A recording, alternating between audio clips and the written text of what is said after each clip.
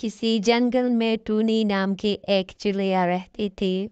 वो अकेले रहती थी एक पेड़ पर। उसने आज सोचा कि क्यों ना आज तो बहुत अकेले है, क्यों न मैं अपने दोस्त से मिलने भी जाऊं और कुछ खाने के लिए भी लेकर आऊं।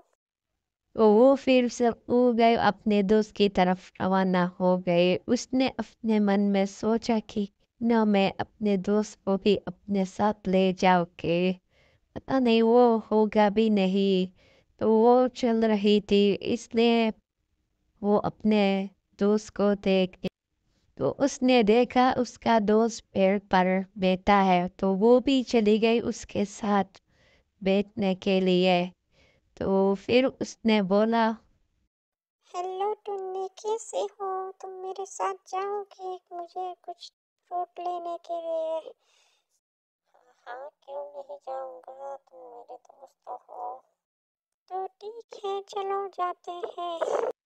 तो वो दोनों फिर रवाना हो गए कुछ फ्रूट लेने के लिए। तो वो दोनों के भी साथ ले गई। वो वहां पर पहुंच गई। हाँ, कुछ अच्छा सा फ्रूट दे दो और एप्पल भी दे देना, ठीक है? हाँ हाँ, क्यों नहीं, ले लो, इतनी चाहिए मेरे से। ठीक है, जल्दी दे दो। तो फिर वो दोनों अपने घर के लिए रवाना हो गए। टुन्नी उससे बहुत खुश हुई, अपने दोस्तों को वो मेरे साथ आ गई।